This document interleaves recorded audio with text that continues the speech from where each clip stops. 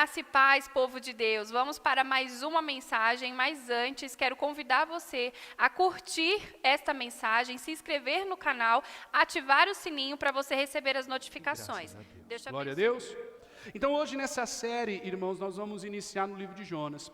O livro de Jonas está entre os menores livros da Bíblia. Mas por quê? Menor porque é um livro insignificante? Não, menor porque quer dizer livro dos profetas menores. Por quê? Porque o livro de Jonas só são 4 capítulos. Mas isso não quer dizer que o livro de Jonas é um livro insignificante. Não, irmãos. Existe o livro de Isaías porque tem mais capítulos. O livro de Isaías são 66 capítulos. Já o livro de Jonas são quantos capítulos, irmãos? 4. Então, nós veremos, em nome do Senhor Jesus, durante todo este tempo que nós estaremos nessa série de exposição sobre o livro de Jonas, uma coisa muito importante antes de a gente começar. Você entender que o livro de Jonas não é sobre Jonas.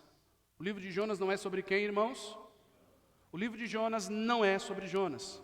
O livro de Jonas é sobre um Deus amoroso, misericordioso, sobre um Deus que é Deus de justiça, sobre um Deus que não compactua com o pecado, sobre um Deus que não desiste de nós, nos dando a oportunidade de nos voltar a Ele. Mas o livro de Jonas não é sobre Jonas, é sobre quem, irmãos? Deus é o principal personagem deste livro de Jonas. Glória a Deus. Nós veremos e vamos compreender que o poder de Deus está sobre todas as coisas. Que Ele é Deus por sua misericórdia, que Ele é Deus por seu amor, por sua paciência, por sua justiça. Glória a Deus.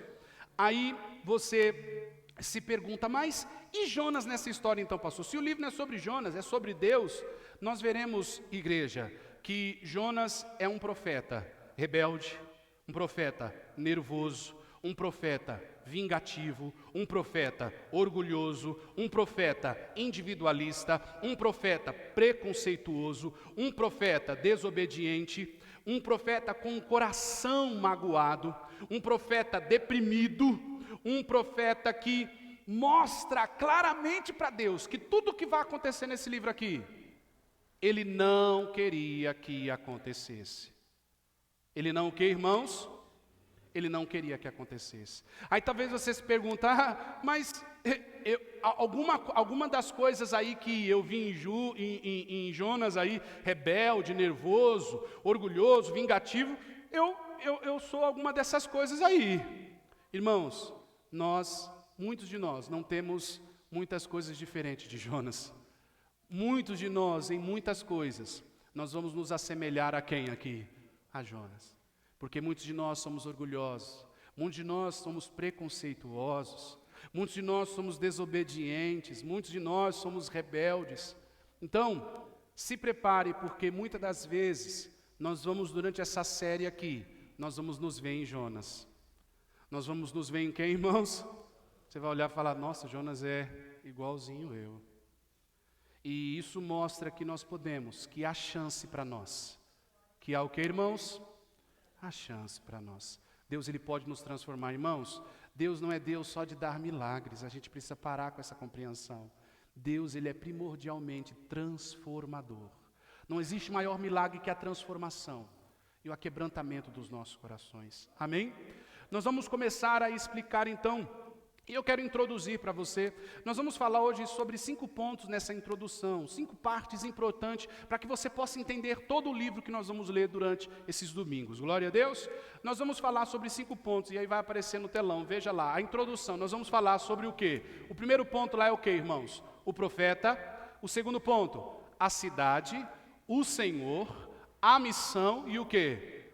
E a mensagem. E é isso que nós vamos tratar durante durante essa introdução. E é muito importante que você entenda esses 5 pontos para que você possa entender tudo o que nós vamos falar durante todo o livro. Glória a Deus, irmãos. Então nós vamos à leitura do texto. A nossa leitura será dos versículos 1 ao versículo 2 hoje. Então vamos à leitura do texto.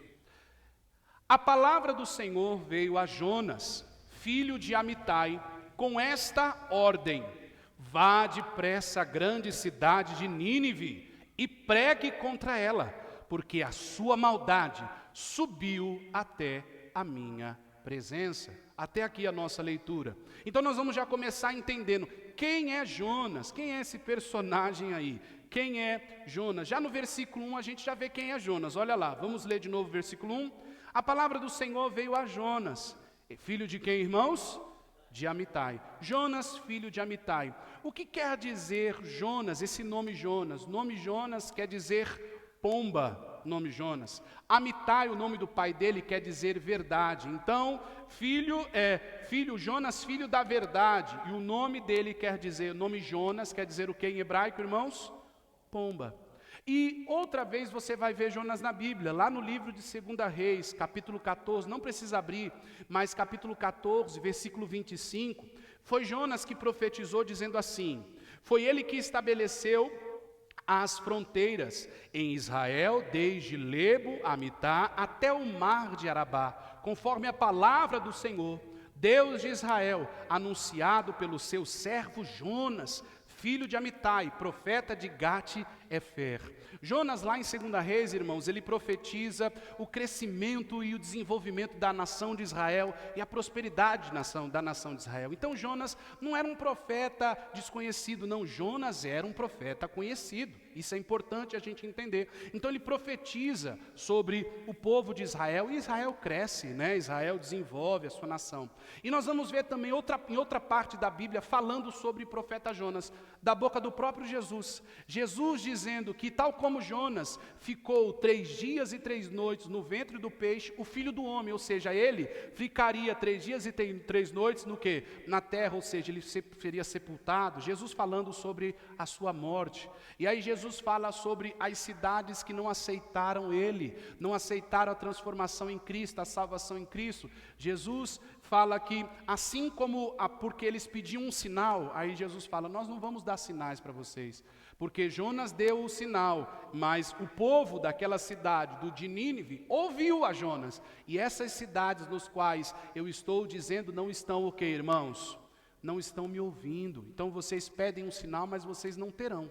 Então, o próprio Jesus Cristo fala a respeito de Jonas. Então nós vemos na Bíblia 2 pontos, tanto no Velho Testamento como no Novo Testamento, falando a respeito de quem?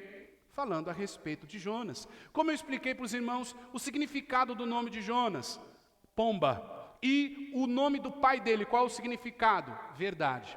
Agora eu quero abrir um parênteses aqui, observe bem, irmãos. Muitas das vezes no Facebook tem uma pesquisa lá que diz, entre aqui e veja o que diz o seu nome. Aí a pessoa coloca o nome lá e coloca algumas características, aí sai a pesquisa. Uma pessoa amorosa, uma pessoa muito nervosa, uma pessoa calma. Aí sai lá e as pessoas até compartilham isso, né? O que diz o nome dela, o que diz o nome dele. Mas irmãos, muitas das vezes, você já se deparou, não sei se você já fez essa pesquisa, você já se deparou que às vezes o que diz o seu nome, ou o que diz as suas características, não condiz com o que você verdadeiramente é? Às vezes fala lá, você coloca o nome fulano, aí fala lá, fulano é uma pessoa muito paciente, e você não é o quê? É o seu nome que está lá, mas essa pesquisa não tem o quê? Não tem nada a ver. Irmãos, não é o nosso nome que diz quem a gente é.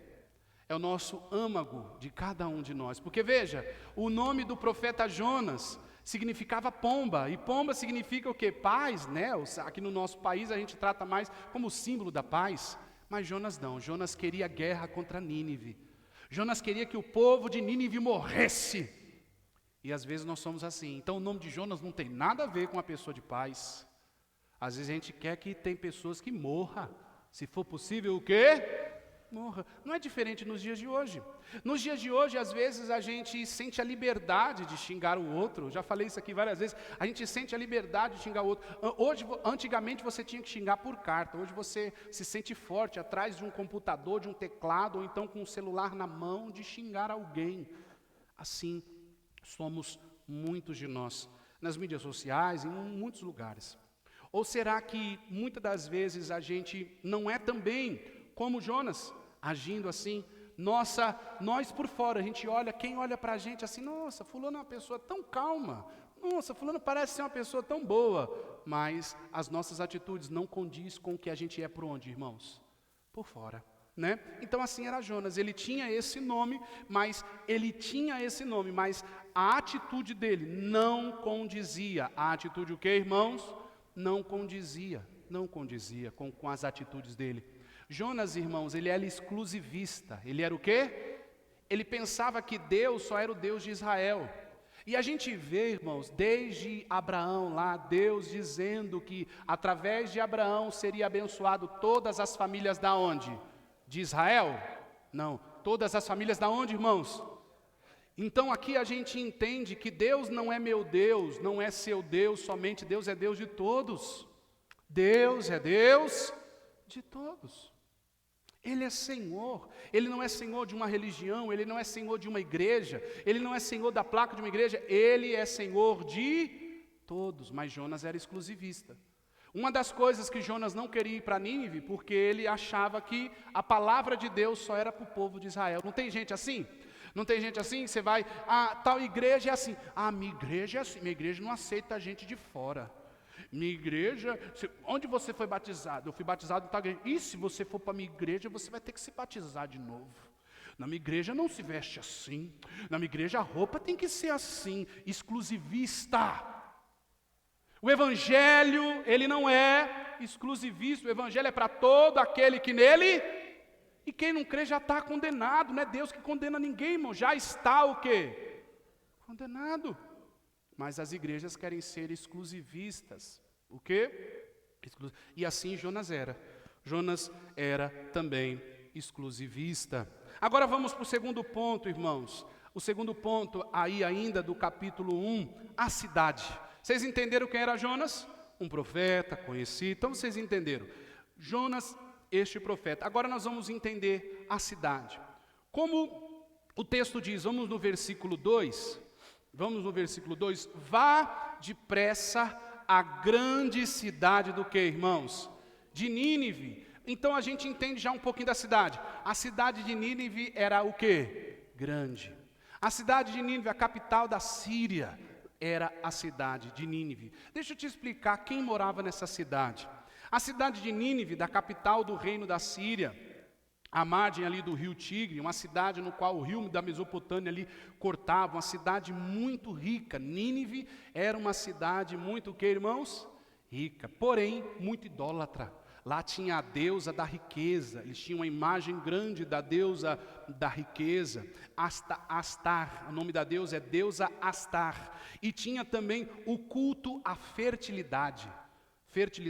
E eles também tinham os deuses da guerra deles. Então, era uma cidade também onde eles idolatravam vários deuses. Os ninivitas também eram um povo muito, muito idólatra. E segundo também o pessoal da Assíria, deste lugar, a gente pode ver um pouquinho falando sobre Nínive e a cidade no livro do profeta Naum. Se você for ler o livro do profeta Naum, você vai ver como era a cidade de Nínive, a maldade deles e tanta crueldade. Nós vamos ver no livro de Naum, se você ler, a própria personificação da maldade. O quanto essa cidade tinha gente má nela. Tinha gente que fazia coisas, atrocidades horríveis. Irmãos, os assírios, esses ninivitas, eles faziam coisas muito, muito horríveis. Nós vamos falar algumas coisas aqui, mas vamos pesar um pouco no que vamos falar. Mas era um povo muito sanguinário. Para você ter ideia, como eles matavam as pessoas, eles gostavam de tirar olhos, de tirar orelhas, de tirar boca, às vezes, de cortar braços. Esses assírios, eles voltavam das guerras, eles faziam o corpo das pessoas ser tocha, eles colocavam partes do corpo humano, empalhavam partes do corpo humano, fazia pinturas do corpo das pessoas retalhado e colocavam nos quadros. Era esse os assírios. Os assírios, irmãos, eles não faziam distinção entre crianças, eles matavam crianças. Eles iam nas guerras e não faziam distinção de quem quer que seja. Faziam tortura, faziam questão de furar o olho, causando e não só injúria nas pessoas, mas furar o olho das pessoas, literalmente falando. Eram cruéis em suas atitudes. Muito o que, irmãos? Cruéis. Além da injustiça, além dessas mortes que eles faziam, dessa maldade, eles eram um povo com violência, faziam injustiça social. Lá era muito grande a injustiça social de Nínive. Portanto, o povo de Nínive ficou conhecido como esse povo arrogante, desonesto e um povo sem escrúpulo nenhum. completamente um povo impiedoso. Os ninivitas também, irmãos, eles eram materialistas, e o desejo deles era insaciável pelo dinheiro, pela luxúria, eles se gabavam por ser a maior cidade, então eles tinham aquele orgulho, não, nós somos a maior cidade, nós somos a melhor, mas também eles eram os maiores em maldade. Eles eram inimigos de Israel. Um dos pontos, agora você vai entender, por que Jonas não queria ir para lá, para Nínive, por que Jonas fugiu? E Israel, o povo de Nínive era inimigo do povo da onde, irmãos? De Israel. Eles foram lá e devastaram Israel, judiaram do povo de Israel. Então Jonas tinha o quê? O Jonas tinha repulsa, Jonas não queria ver esse povo, Mas eu vou só ler um relato de um dos reis de Nínive. Eu peço que você escute um relato que tem nos livros, isso você pode dar um Google, você vai ver, um dos reis de Nínive. Olha o que ele diz em um relato dele depois de uma guerra. Vou ler para você, escute. Olha o que diz. Diz assim: Assurbanipal II, que reinou em 853 a 859, ele diz assim: ele costumava arrancar lábios, mãos das pessoas, aí deixa eu ler o texto aqui, aqui ele diz assim, eu pessoalmente esfoliei as peles de tantos nobres quanto se rebelaram contra mim, e as coloquei sobre uma pilha de cadáveres, cortei as cabeças de seus combatentes, e destruí com eles, e com eles fiz uma torre em frente à porta da cidade. Queimei os seus meninos, as suas meninas, os seus adolescentes, capturei muitos soldados vivos, cortei de muitos os braços e as mãos, os narizes, as orelhas, arranquei os olhos de muitos soldados, e fiz uma pilha de vivos e uma pilha de mortos, e fiz uma pilha com a cabeça deles, e pendurei a cabeça dele nas árvores. Isso aqui foi o relato de um dos reis que tinham em Nínive, do que eles faziam na guerra. Olha a maldade deles. Vocês estão entendendo por que Jonas não queria? Talvez você está olhando assim, falando, eu também não ia para a cidade dessa não. Se Deus mandasse eu fazer uma coisa, esse povo aí, eu não queria esse povo não. Mas irmãos, Deus é Deus também dos improváveis. Entenda, Deus também é Deus de quem? Às vezes você olha as pessoas e às vezes você fica assim, essa pessoa merecia tanto Deus. E aquela pessoa que não é do seu agrado, você diz, aquela pessoa não merece quem? Não merece Deus. Então, continuamos. Agora nós vamos falar, quem entendeu sobre a cidade de Nínive, entendeu? Uma cidade má, um povo o quê? Mau, um povo horrível nas suas atitudes. Agora vamos ver sobre o Senhor, o terceiro ponto da nossa mensagem. O Senhor Deus. Nós vamos ver, nós vamos poder observar. Irmãos, a gente precisa entender uma coisa. Louco e sem juízo, louco e o quê? E sem juízo, é aquelas pessoas que acham que Deus não está olhando, que Deus não está vendo tudo o que acontece no mundo. Louco e sem juízo são pessoas, porque às vezes você vê tanta maldade, você liga a sua televisão, você está assistindo o jornal, você está assistindo as notícias, e você fala, meu Deus, tanta maldade, tanta coisa, e aí você pensa que Deus não está vendo nada disso, você pensa que Deus virou as costas. Mas veja, ainda aqui no versículo 2, vamos ler, olha a palavra do Senhor que veio a Jonas, Deus dizendo, vá depressa à grande cidade de Nínive e pregue contra ela, porque a sua maldade subiu aonde, irmãos? A sua maldade subiu à minha presença, eu estou vendo o que esse povo está fazendo, vá lá, pregue contra esse povo, Jonas, porque eu estou vendo. Irmãos, entenda, Deus se importa com o seu vizinho, Deus se importa com a sua vizinha, com o da frente, com o de trás, com quem não gosta de você, também Deus se importa. Deus vê a maldade do bom, Deus vê a maldade do ruim, porque as pessoas se acham assim, eu sou uma pessoa tão boa, eu não faço mal com ninguém. O problema sempre está em sempre está em quem, irmãos? Nunca está em quem? Nunca está na pessoa, sempre está em todo mundo. Eu não faço isso porque fulano é assim, eu não faço isso, sempre tem um mais. Nunca o problema está no outro, nunca o problema está na pessoa, sempre está em quem? Mas Deus se importa, irmãos. Deus ele se importa então falar para Jonas, Jonas, vá lá. Irmãos, livro de Provérbios, capítulo 15, no versículo 3, a palavra do Senhor vai dizer que os olhos do Senhor estão por toda parte, observando atentamente os maus e os bons. Provérbios capítulo 15, versículo 3. Deus está olhando para todos, os bons e o que, irmãos? Os maus. Ele está olhando para todos. Deus não está lá de olhos fechados, não. Ele vê todas as... Nada passa desapercebido diante dos olhos do Senhor. Nós não podemos nos esconder do Senhor, irmãos. O Senhor vê, o Senhor vem ao nosso encontro e Ele vê. O salmista, no livro de Salmo 139, ele diz assim: para onde me ausentarei da tua presença? Em outras palavras, para onde eu vou fugir dos seus olhos, Senhor? Se eu estou lá no mais profundo abismo, o Senhor está comigo. Se eu corro com as asas da alvorada, vou para mais longe ainda, o Senhor está lá comigo. O teu bordão, o teu cajado me consola. Não tem como fugir do Senhor, não tem como, irmãos. Não tem como, porque o Senhor, Ele é aquele que o que, irmãos? Que vê. E Deus, Ele é aquele que não só vê, irmãos, mas como Ele chama pessoas. Veja que Deus chama Jonas. Deus chega lá e fala, Jonas, vai lá naquela cidade, aquele povo está fazendo muita coisa, a maldade deles chegou até aqui. Jonas, vai lá. Deus levanta pessoas. Deus é este que lê, Ele tudo vê, e Ele chama pessoas, para através dessas pessoas, mostrar ao mundo que o problema do mundo e das pessoas que habitam no mundo, é falta de Deus. Irmão, o problema do mundo não é falta de política pública, política econômica, não, o problema do mundo não é falta de política social, o problema do mundo é falta de Deus. Eu quero te convidar, não sei se você já fez trabalho social, vai andar um pouquinho na rua, sentar com os moradores de rua. Irmãos, tem gente que não quer sair da rua.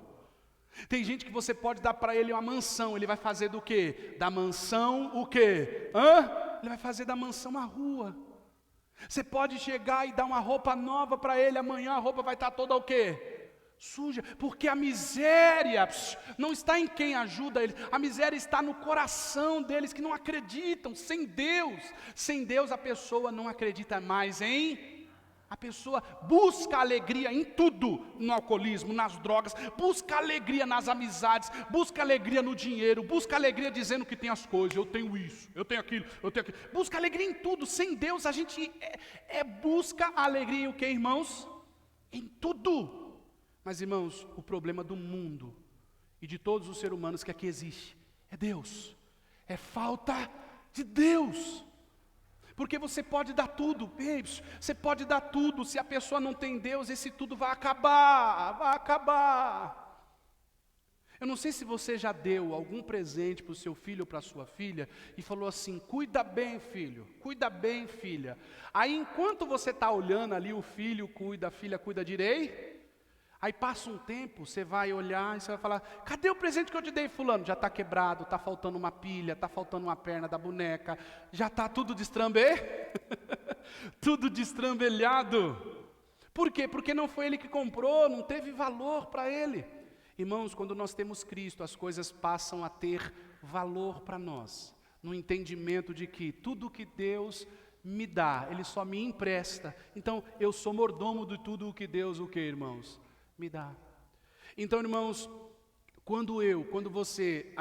eu não estou dizendo que política é errado, essas coisas, assistência social, não é isso que eu estou dizendo, irmãos. Mas o que adianta a gente dar de comer para uma pessoa e não apresentar Cristo para essa pessoa?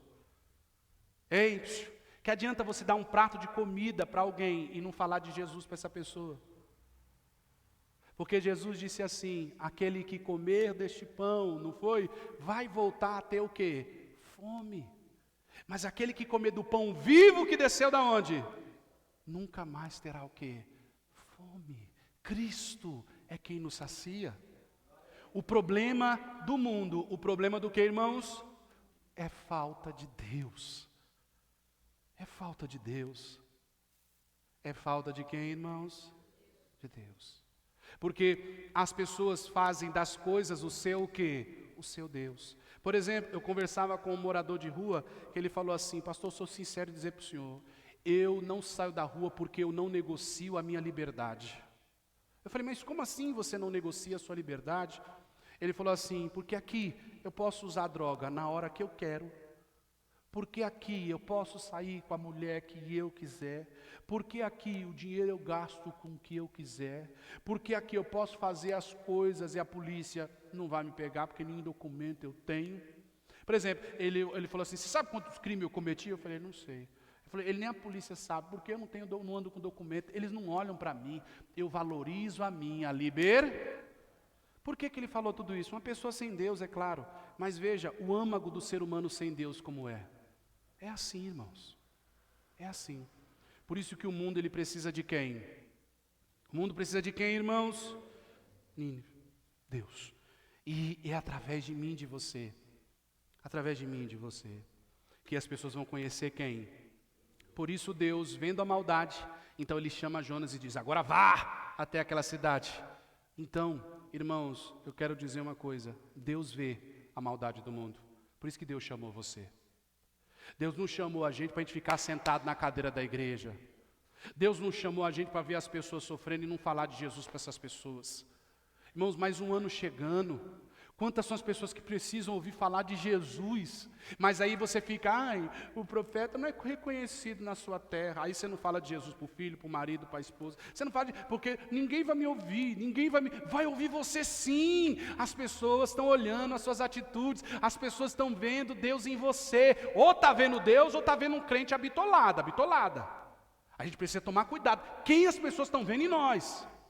Se as pessoas estão vendo em nós cristãos verdadeiros, genuínos, ou se as pessoas estão vendo em nós um cristão bitolado, louco, doido, que vê demônio em tudo, que tudo não sei o quê. Irmãos, pelo amor do Espírito Santo, as pessoas precisam de Deus. As pessoas precisam de quem? De Deus. As pessoas precisam de Deus. E Deus levantou você. Deus vê a maldade e chama quem? E chama Jonas. Deus vê a maldade lá no seu lar, Ele levantou você. Deus vê a maldade na vida do seu filho, da sua filha, Deus levantou você. É você. Quem eles vão ouvir, irmãos? Quem eles vão chamar na hora da dor? Para quem eles vão ligar? Falar, mãe, quebrei a cara mais uma vez. E aí? Para quem? Você acha que eles vão ligar para desconhecido, irmão? Deus levantou você. Continuamos, irmãos. Então a maldade, vocês viram quanto Nínive, né? Aliás, vocês conheceram, o Senhor, Deus vê todas as, Ele vê, Ele está vendo. Quarto ponto, a missão. A missão. Qual era a missão de Jonas? Vamos ver qual era a missão de Jonas, versículo 2. Olha, irmãos, quanto rico é 2 versículos, a gente só está nos 2 primeiros versículos. Qual era a missão de Jonas, irmãos? Versículo 2. Vá depressa à grande cidade de Nínive e o que, irmãos? Pregue contra ela. A missão de Jonas era ir depressa lá e pregar contra ela. E o que é pregar contra ela? O que é pregar contra as pessoas, irmãos? Diante da maldade, da injustiça, o sofrimento, só o evangelho sendo pregado e vivido através das nossas atitudes que podem trazer transformação para uma cidade inteira. Que pode trazer transformação para o que, irmãos? Uma cidade inteira. Esta é a missão. Essa missão de Jonas ainda não acabou. Ainda hoje nós podemos pregar o evangelho no mundo. Porque se as pessoas creem em Jesus, as pessoas mudam suas vidas e podem mudar ao seu redor. Irmãos, quem se sente em paz na sua casa? Eu não sei você, que quando você chega em casa você sente paz. Os homens às vezes já chegam em casa, já pode tirar a camisa, está à vontade, se sentem o que em casa, irmãos? Em paz. Na viagem daqui para São Paulo, eu falava com alguns irmãos na viagem de volta no ônibus. Eu falei, ei, irmão, tirou um cochilo? Aí eu falei assim, pastor, só na minha cama. Na minha cama eu tiro um cochilo. Na minha cama eu não tiro um cochilo, na minha cama eu durmo. Então, ou seja, as pessoas se sentem seguros na sua casa.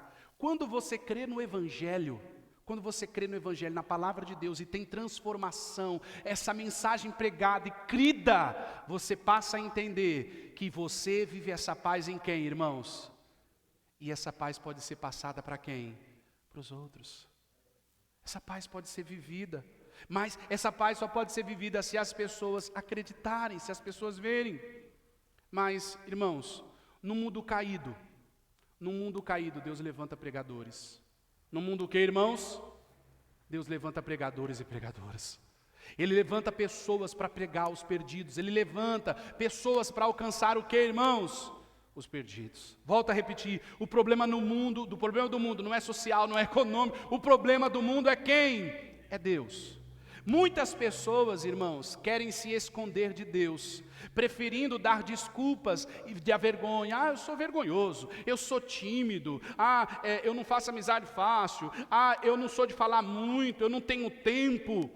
Muitas pessoas não pregam para as outras pessoas porque dão várias desculpas.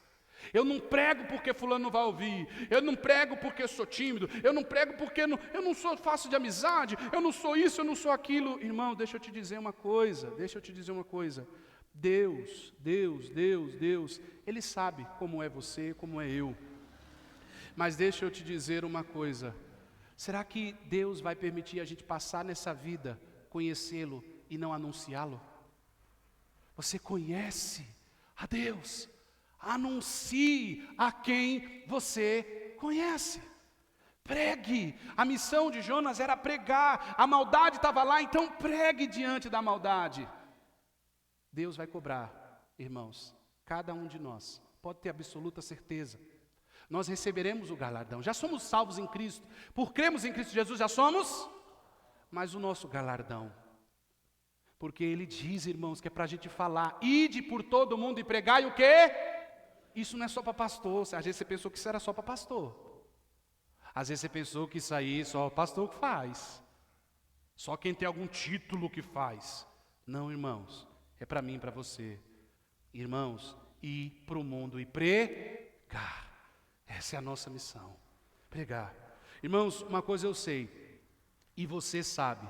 Deus é Deus, transformador, para mudar, transformar cada um de nós.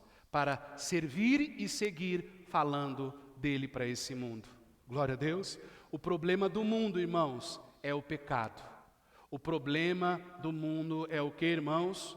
O pecado. E o problema do mundo, ele é com quem? Ele é com Deus. E saiba que é através de mim e através de você que o mundo pode conhecer a quem? Que o seu vizinho pode conhecer a Deus, que a sua vizinha pode conhecer a Deus, que o seu filho pode conhecer a Deus, que a sua filha pode conhecer a Deus. É através de você. Livro de Romanos, capítulo 10, dos versículos 14 a 15, diz assim, como, pois, invocarão aqueles em quem não creram? E como crerão naqueles em quem não ouviram falar? E como ouvirão se não houver quem pregue? E como pregarão se não forem enviados? E como está escrito, como são belos os pés dos que anunciam as boas novas. Irmãos, aleluia, glória a Deus. Vou ler de novo para você. Como, pois, invocarão aqueles quem eles não creem? E como crerão naqueles em que quem eles não o quê? Ouviram falar. E como ouvirão se não houver quem o quê, irmão? Quem pregue. Como pregarão se não forem o quê? Enviados. Como está escrito, como são belos os pés dos que anunciam as boas. Jesus está te enviando. Tenha mais paciência com o seu filho, com a sua filha, com o seu marido, com a sua esposa. Deus está te enviando. Pregue, Deus está te enviando. Ensine, fale. Esta era a missão de Jonas. Vai e pregue contra ela. Irmãos, precisa pregar, eu não estou falando para você chegar na sua casa, colocar um terno, uma gravata, ou então uma roupa de crente lá, uma saia até o pé e falar, aleluia, glória a Deus, irmão, eu estou aqui, não estou falando. Prega com a sua vida, ama mais o seu filho e você vai estar mostrando o amor de quem? Tenha mais tempo com a sua esposa, você vai estar mostrando o tempo de quem? De Deus. Vá visitar ela de surpresa. Oi, Não, você aqui. Nossa, sim, eu estou aqui, porque eles só vão conhecer Jesus por você. Eles não estão aqui, irmão, ó, eles não estão aqui. Mas você está lá dia e noite com eles. Como eles vão ouvir se não tem quem pregue para eles? Você pode me chamar, eu vou. Eu amo estar no meio de gente. Por incrível que pareça, eu tenho vergonha, viu? Eu tenho vergonha. Eu espero os mais conhecidos chegar para mim e ficar junto ali. Mas se deu liberdade para mim, meu irmão, eu abro a minha matraca e vai. Ó. Vou falando. Estava numa visita ontem que tinha uma festa. Já vou fazer uma visita na sexta-feira já. Olha que benção. O rapazinho chegou, pastor, você vai lá, olha, eu tenho a minha igreja, eu vou lá, assim, é tal lugar assim, mas olha, poxa, eu estou vendo você aqui, você vai na minha casa? Eu falei, vou. E você vai? Eu falei, vou lá, nós vamos sentar com você, nós vamos conversar, falar de Jesus, irmão, falar de Jesus. Jesus, Ele quer que a gente vá e pregue, os seus pés serão belos quando você anunciar a salvação. Você viu, domingo parece, faltou 2 domingos, eu vou na sua casa, não vou? Eu vou lá. E aí, gente? Ou eu ligo, vocês estão bem? Opa! Irmãos, vamos pregar. Quem prega não é só o pastor. Quem prega não é só quem, irmãos? Pelo amor de Deus, você está aprendendo aqui. Vamos continuar. Irmãos, e por último, e aqui a gente encerra para cearmos, glória a Deus. A mensagem. Qual era a mensagem? É o 5º ponto. Qual era a mensagem? Vamos ver a mensagem. No versículo 2, a mensagem é essa, ó. Vá depressa contra a grande cidade de Nínive e pregue contra ela, porque a sua maldade chegou até a mim. A pregação de Jonas, irmãos, não era uma pregação de arrependimento. Mas como assim? Não. A pregação de Jonas, nós vamos ver mais para frente, Jonas disse assim, ó, 40 dias, se vocês não se arrependerem, vai todo mundo morrer. Foi isso que Jonas falou. Imagina, você chegar para a pessoa e falar assim, ô, toma vergonha na sua cara, viu? Deus te deu 40, você vai morrer. Imagina, alguém chegar para você e falar assim. Essa era a pregação de quem, irmão? De Jonas. E aqui, irmãos, vai e pregue contra ela.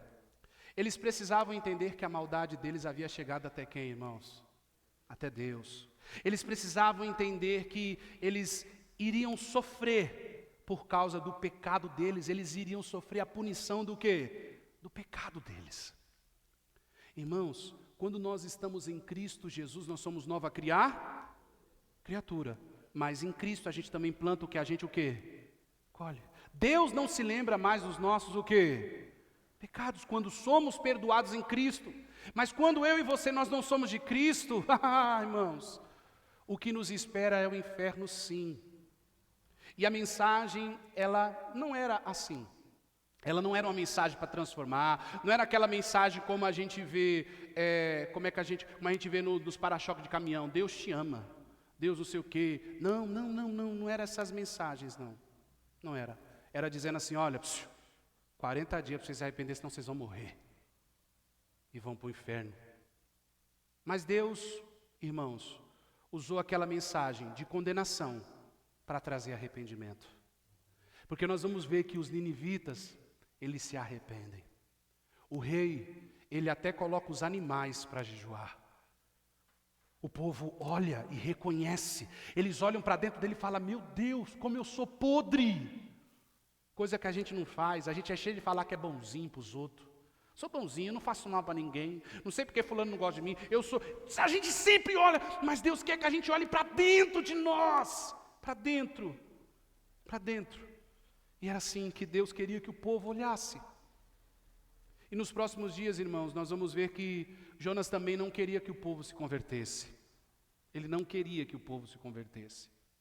Igreja, como as pessoas vão saber, eu até escrevi, eu quero ler para você. Igreja, como as pessoas irão saber que arrependimento e transformação existe em Deus, através de Jesus, sem antes saber que estão condenadas e se morrerem vão direto para o inferno por causa dos seus pecados?